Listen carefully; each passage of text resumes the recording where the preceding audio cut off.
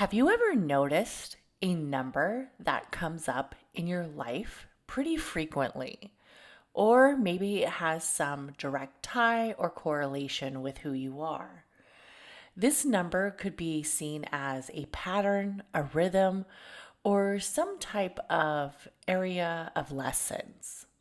Whatever this number means, it seems to always come up in your pathway. Possibly it could be your birth date, your life path number, or even just your favorite number. There are a lot of karmic lessons and patterns that have to do with the numbers. So sometimes these numbers are speaking to us in the external world, on the physical presence, but internally and in our sacred presence, these numbers have a little bit more meaning. Hi, my name is Catherine, and I am the podcast host of Chakras and Cusswords. And if you're new here, welcome. And if you're one of the cosmic baddies that always returns, I'm glad you're here.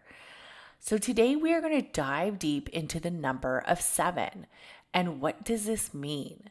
Now, I'll be honest, as I started following and getting more centered in numerology, there was not one number that continuously spoke out to me, and that was 7.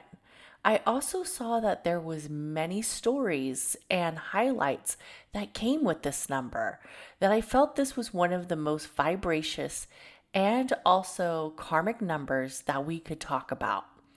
In numerology, your life path is calculated by your full birth date, and it gives you insight into your soul's journey, personality, and even karmic lessons. So some of you may be a life path of 7.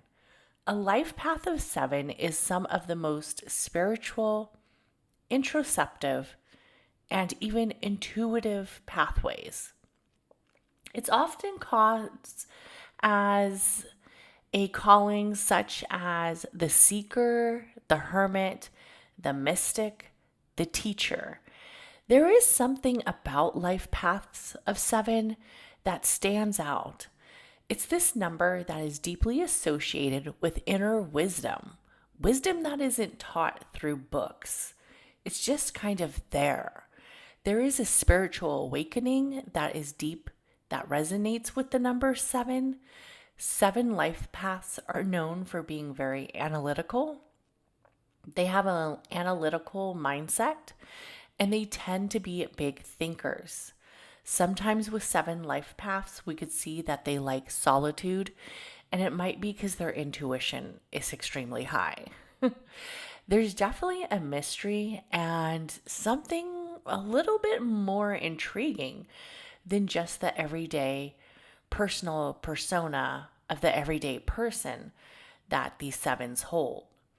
There has this metaphysical connection and even like this higher knowledge with people who have the life path of 7. They are definitely big, deep thinkers, researchers, and even healers.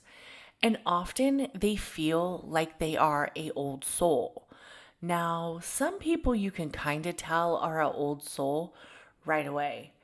You can see that they've already kind of lived a life, they've already lived a journey, and they tend to not worry about some of the events or some of the circumstances that life brings because they know that there's a deeper connection. 7s sometimes really showcase this. And with every life path, with every individual, with every energy, there is an energy of duality for the most part. There's a area that might seem very positive, might be seen as the light side, the good side, the side centered around energy of awareness, where there's also the shadow side, the side of where the awareness isn't as present. Maybe the unconscious is just playing its own pattern. And this individual might have some areas of challenges or obstacles or bringing that self-awareness to the shadow to really see the full knowledge that these life path sevens have. So when we look at the lighter side of seven, the area that feels more intriguing, more aware, we see that they're highly intuitive. They have an area of perception. There's also a physical element besides not just being centered around wisdom, but also having a center of that physiological and also philosopher type energy, where they physically want to feel the truth. They want to seek the truth. So they are seen as people who are in some ways trying to solve the mystery. They might be very spiritual, very intellectually gifted in their intuitive properties and also in their self-awareness, also with their awareness of other people. Like a seven life path could definitely feel if somebody doesn't like them. They don't need the validation. They can genuinely tell when somebody might be having ill thoughts about them or even spreading ill words about them. They see through a lot of illusions and delusions. They definitely can read the energy of the room, especially if they are centered with their awareness and their intuitive practices. So they see through the bullshit and they don't hide it. They also love in solitude. So a seven is definitely going to take their space as being very sacred and also being centered around it having a sanctuary and a peace to it. They understand that their space is centered there for them. So there's definitely some elements that can make it a little bit challenging for the sevens. And that would be the energy of where the shadow lies, the energy where people might have to really take some time to get to know them. So what might draw others away from a seven is that a seventh life path can feel very withdrawn. It could also feel secretive, even when they're not necessarily attempting to be secretive. It's just kind of their own personality. They can be very over skeptical and they don't trust easy. It could be from some of the emotional baggage and karmic cycles from the lessons they have learned, or it could just be because they are protective of their own energy so strongly. They are emotionally guarded. So with a seven, you will definitely see that they have bricks in front of the heart, in front of those deep connections. Sometimes with a seven, you have to take away the layers of their hard shell before you can get to the softness. They can also feel very disconnected, or sometimes they feel and show an energy of superiority. And it could be because they are this old soul energy, or just because they are seen and working through an ego base.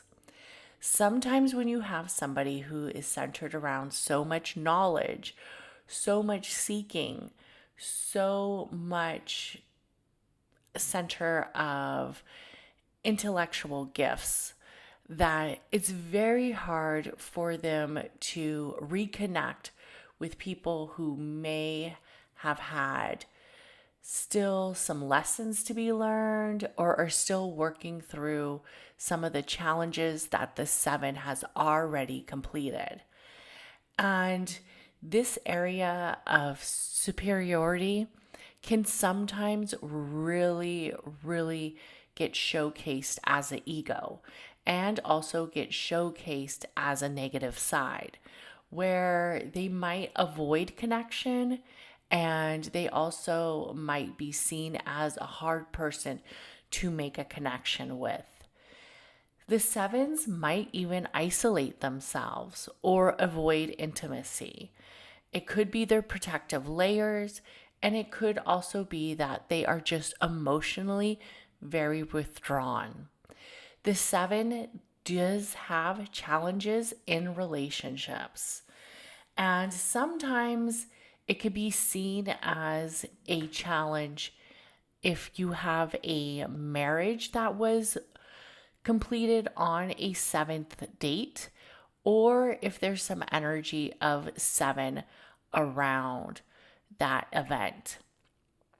Sevens do definitely have this intuitive presence about them, and their career and their callings really stand out.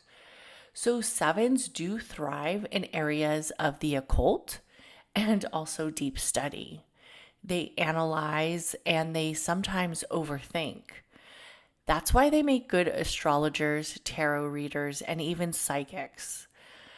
If they aren't centered around the occult or areas of spirituality or teaching, they definitely make good researchers, scientists, analysts, writers, philosophers, and even therapists. You will see that sevens do have a strong tie to the metaphysical, and it isn't an accident. It's just how the cosmic connection brings them forward. Sometimes sevens can be seen as religious leaders, spiritual teachers, monks, or even shamans. They just have this era about them. They are the quiet genius in the background, and they don't necessarily need the spotlight. They aren't very loud, but their genuine presence of learning and teaching just kind of blends so quite nicely with the collective. The life path of seven is centered off of lessons and growth. So, if you trust your inner voice while balancing logic and spirit, your life will really include some of these traits, especially if you are a seven. So, learning to open up emotionally and being a little bit vulnerable is something that is very challenging for sevens.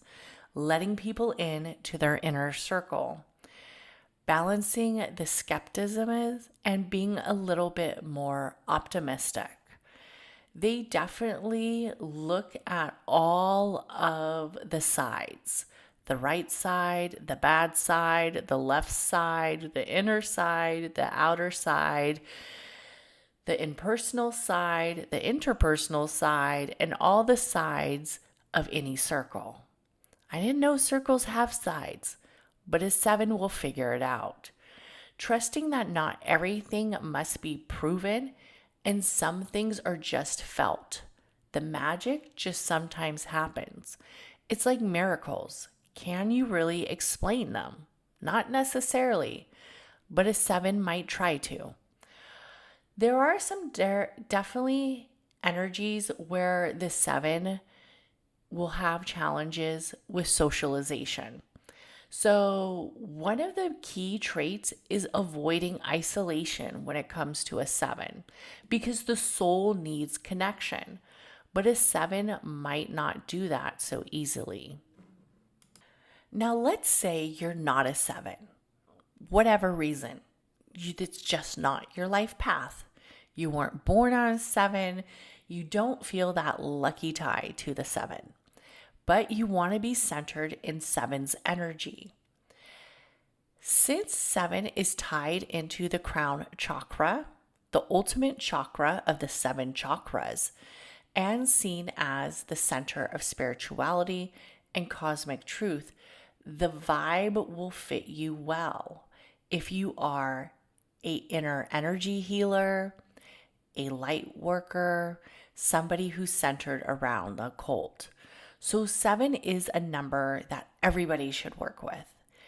And working with the number 7, we're going to be looking at energies around the crown chakra, trusting our intuition. We also have to remember that there's meditations we could do in the rhythm of 7, breath work we could do with the rhythm of 7, moon rituals, especially new moons, and 7-day cycles. So you could do a new ritual each day of the week for your 7th-day cycle. Numerology, tarot, and astrology all blend quite nicely. When we are looking at the patterns of astrology, they do have a deep tie to numbers and numerology. So the planet of Neptune is the representation of 7. Neptune in astrology symbolizes and represents the area of intuition, dreams, spirituality, and the subconscious, as we see that rhythm with the crown chakra. There is an influence that is linked together in creativity, imagination, and higher ideas. There is definitely some energy of the Pisces that is wrapped up with 7. 7 is seen as that place. The connection of analyzation and aligning Neptune's dreams and philosophies in areas of wisdom is something that the 7 would really seek. Also, we have to remember that sometimes the 7 is seen as a energy of shadow in certain areas of astrology, especially like Vedic astrology or in comparisons to Western and tropical astrology. So you have to allow yourself to have that energy of nourishment and vulnerability, because 7 is seen as an energy of masculinity. And sometimes too much masculinity can be very dominant. While it's important for us to learn practices of what 7 brings, we also have to remember that being very vivacious and also being very determined can sometimes leave us feeling overzealous.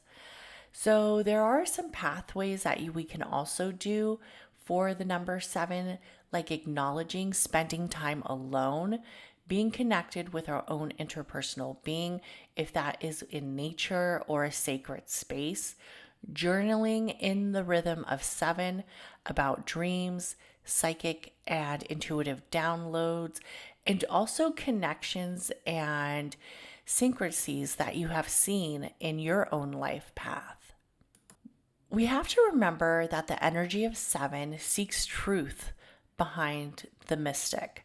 It honors the stillness around, and it also brings that gap, that bridge between the metaphysical and the real world.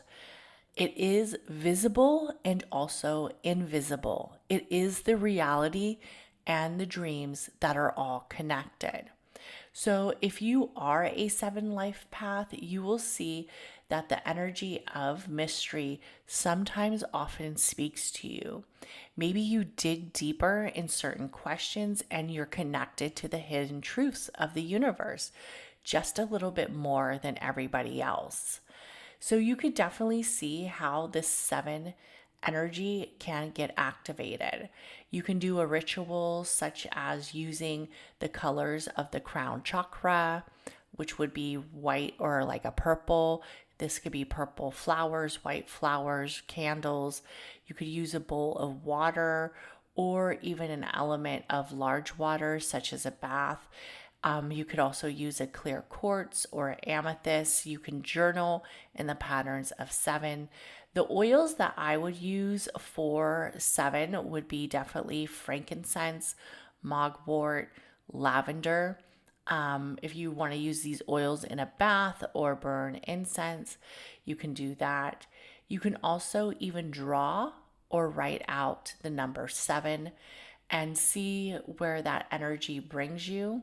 You definitely want to set the presence if you are working with a certain number to dim the lights or go outside under the moonlight. You want to light your candle. And many of you might be wondering, why would you want to work with the number 7? Well, 7 also has that area of clarity, wisdom, intuition, and also peace. Some people see it as the lucky number 7. So you would be opening up your inner third eye and understanding that the divine truth of the cosmic connections come effortlessly. when you are centered with the number 7. You can also do a spiritual cleanse, as the 7 is seen as an old soul, where you would definitely want to clear away and soak away the energies of the past and also release. We want to work around the third eye, the heart chakra, and of course the crown chakra if you are working with the number 7. And like I said, you could definitely do some journaling or pattern writing, which is around the number 7, affirmations. What gifts are you ready to activate? What energies of intuition you are ready to activate? What areas that have you centered with understanding that 7 is much more than just a number, but almost like an area of truth and an area of movement. So 7 in numerology and astrology does have a correlation.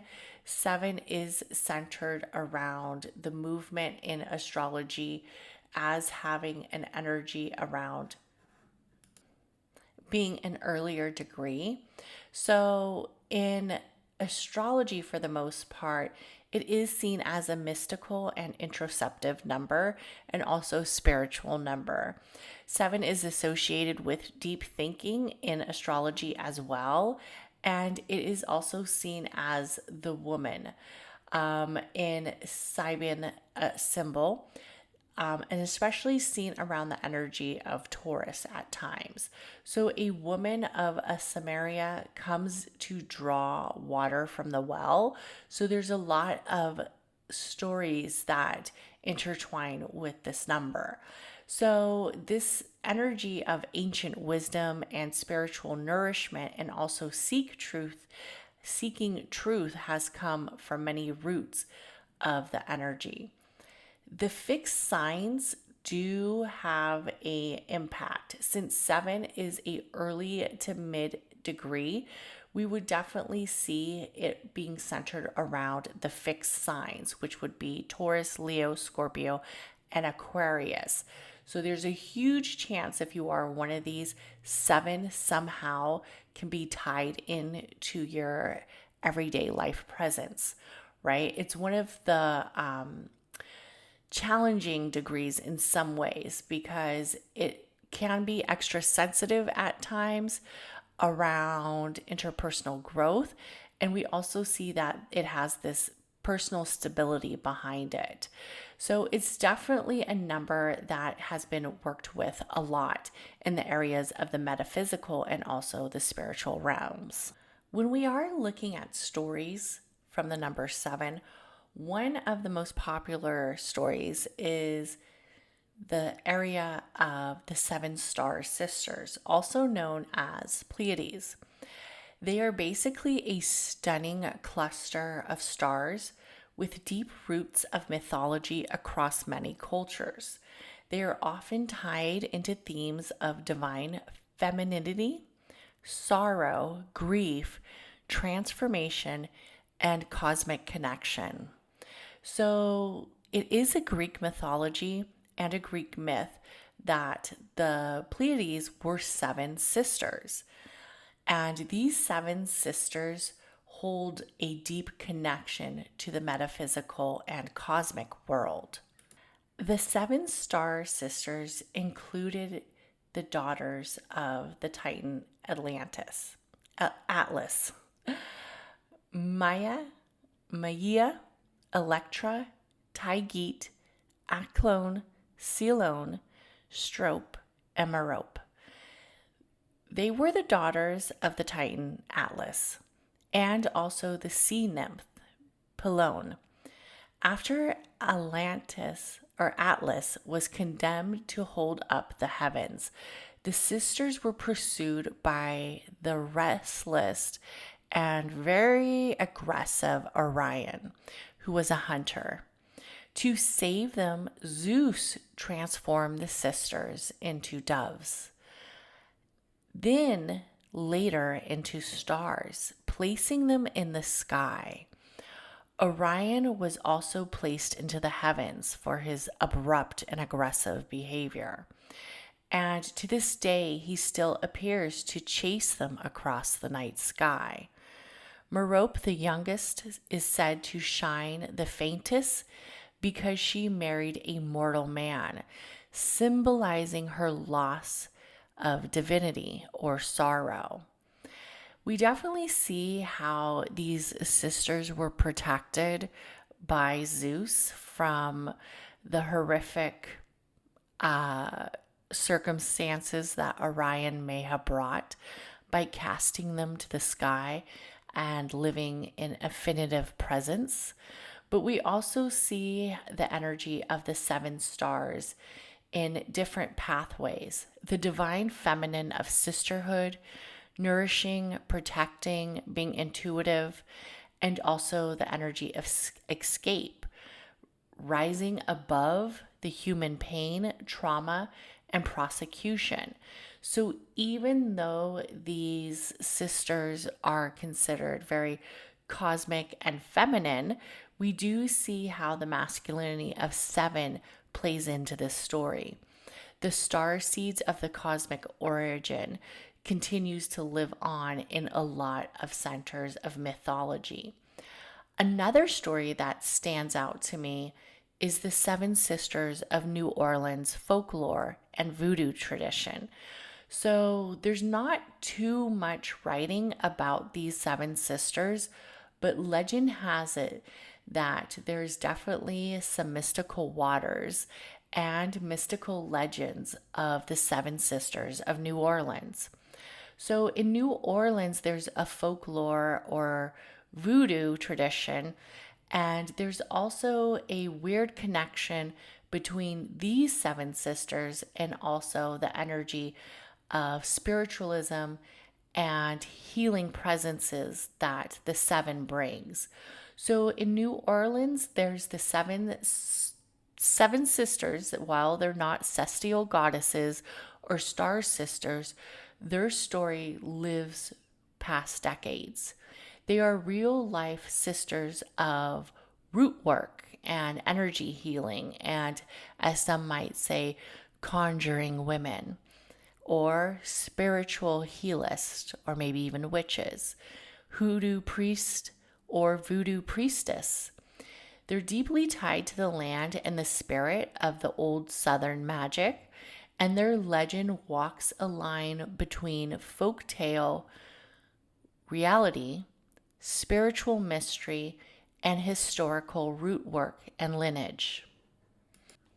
The Seven Star Sisters were profound to be known as voodoo women, possibly blood sisters, or definitely interlinked with some type of connection that could be centered around spiritualism or having a same lineage or legacy.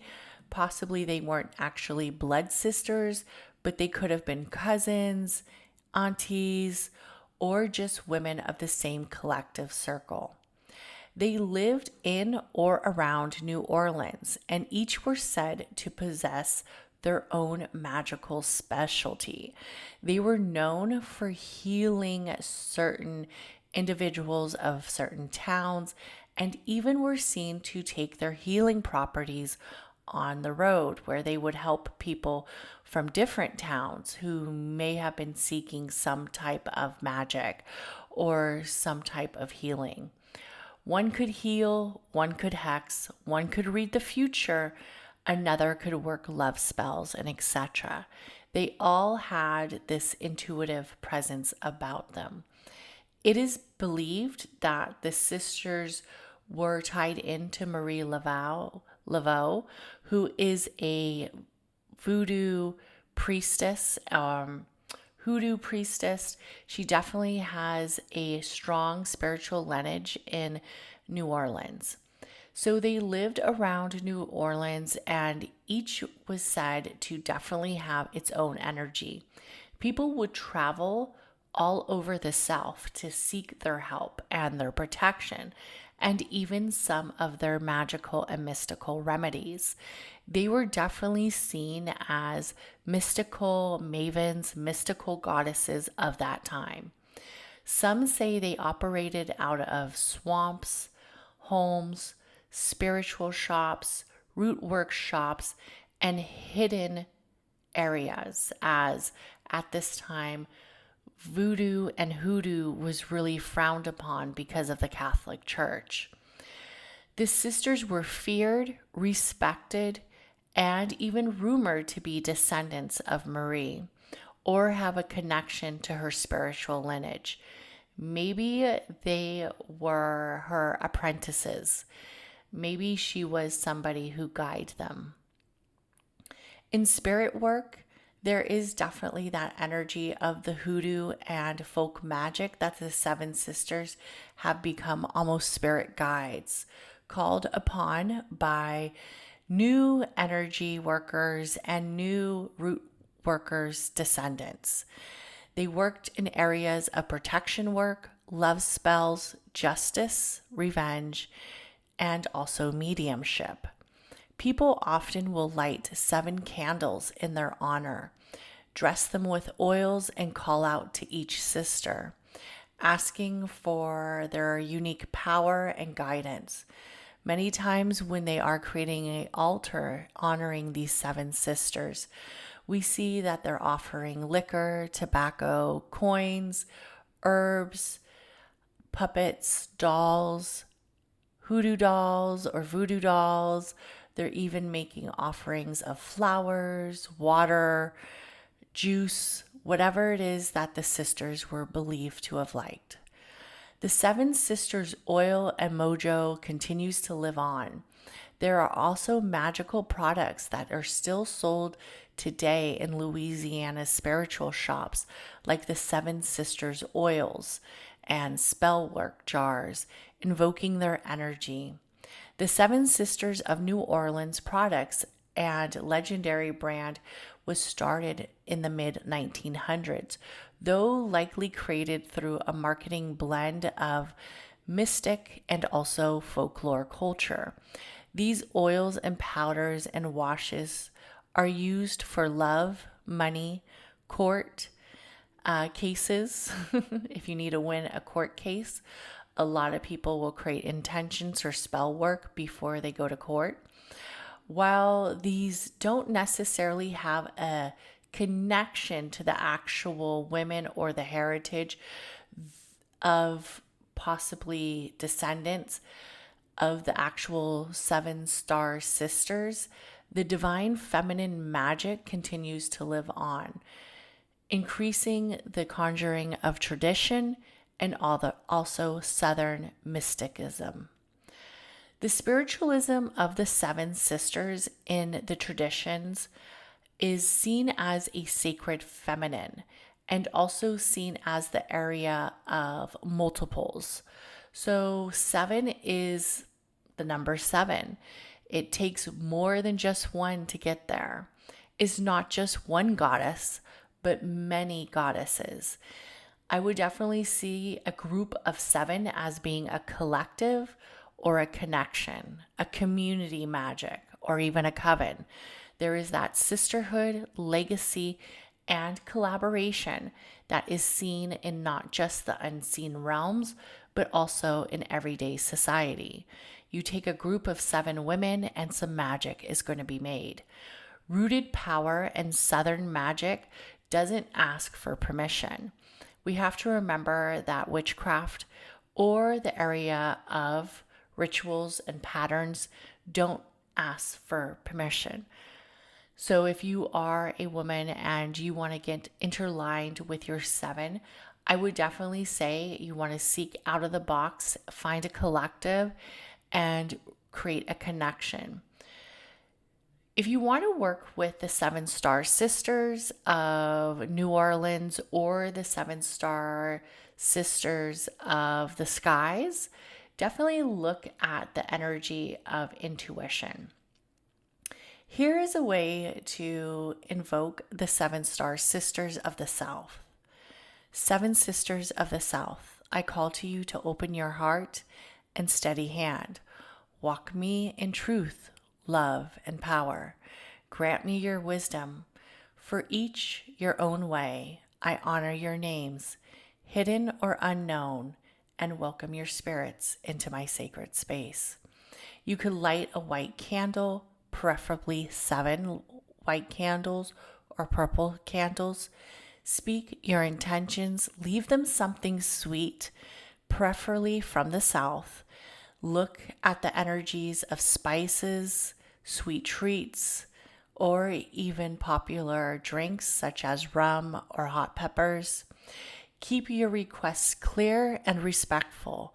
Remember, the Seven Star Sisters and the Seven Sisters of the South do not play. Let them see your work. Let them see your presence. While the Aztecs did not actually have a story such as the Seven Star Sisters, the energy of Pleiades was called Tianquisli, which translates to the marketplace. They were seen as a gathering of women or stars meeting in the sky, like traders in a busy market. Some myths referred to them as goddess like beings that symboled fertility when these star clusters were seen and a cosmic alignment. The Aztecs believed that the movement of Pleiades often had a direct tie to the energy of end and renewal of the world. There were often ceremonies such as the new fire ceremony or the world of rebirth, where one of the most sacred rituals was the new fire ceremony that was directly tied into the Seven Star Sisters. It happened every 52 years when the Aztec calendar would round to reset. During this period, people believed that the world might end, and all the fires across the empire were extinguished. Then at midnight, they would watch the stars rise into the center of the sky, highlighting each seventh of the star. In the stars reached the zenith, their highest point. It was meant that the gods were satisfied and the world could continue. A new fire was lit on the priestess' chest, a symbol of renewal of time and life, and then was passed from city to city. Definitely, we could see the cosmic connection of the energy of seven and the energy of the Aztecs. In the Mayan astronomy or astrology, the Seven Star Sisters were highly sophisticated star tracking systems. They were referred to this cluster by the names Tazaba, which meant the rattlesnake's tail, linking it to Kukulkan and Quetzalcoatl, which was the feather serpent deity. And it may have been seen as areas of beards, pearls, or eyes, depending on the region. The Mayans believed that the seven stars played a role in the agricultural cycles, helping them with harvest, planting, eclipses, and seeing rituals of the cosmics, also the ritual calendars. In fact, the Chichen Itza Kukulkan pyramid may align with both the sun and the seven star sisters known as Pleiades during the certain equinoxes, creating a famous serpent shadow illusion, blending time, earth, and the sky into its own sacred union. The areas of symbolism across the areas of Greek mythology, the Aztecs, the Mayans, and the seven southern stars known as the Hoodoo Priestess or Voodoo Priestess screams out feminine energy and also masculinity, the energy of balance and fertility, the cosmic timing, and also the resets, the guardians of the night, the guardians of the sky, messengers of rebirth, and even areas of destruction, and the area of formation and initiation, bringing not just the storytelling, but also the reality to the own presence of worth of the seven. Another area where seven might come up quite frequently is in tarot. The number 7 in tarot is deeply spiritual, reflective, and sometimes even challenging, just like the life path. Across the energies of the suits, majors, and arcanas, 7 usually has a representation of inner mystery, spiritual challenges, or even awakenings, test of will, trust or faith, mystery and analyzation, and the emotional depth that the 7 card brings.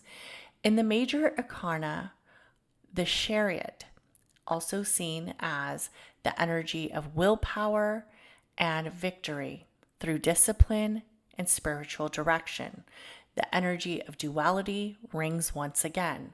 The chariot teaches us to align our inner contradictions, just like the light and the shadow, the logic, the intuition, the vision, and the reality, to move forward with confidence and clarity.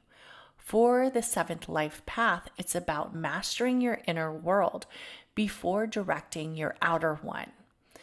In the 7 of Wands, there is a deep belief that when this card is pulled, you should be standing your ground, defending your beliefs and spiritual test. The courage and integrity, a reminder that you elevate, and even when you feel challenged. But this confirmation just isn't centered around growth. It's also centered around trusting the magic and the metaphysical. The 7 of Cups. While some might be feeling overwhelmed when this card is brought up, there is a center of choices and decisions, clarity, creating the area that is tied into the root chakra all the way to the crown. Seeing that the illusions, fantasy, and even reality sometimes intertwines. A test of intuition. Can you trust your decisions? Can you see through the fog and choose what aligns with your soul? The deep life path and the deep energy of the 7 vibes often asks you to look at the energy of fantasy and also the energy of reality for the full clarity behind the 7 of Cups. With the 7 of Swords, it has a different place. The strategy, secrecy, and mental duality that speaks volumes to the cosmos. There is definitely a sneakiness behind the 7 of Swords, and sometimes there might be a liar in this path, somebody who is able to manipulate quite more than what you may think.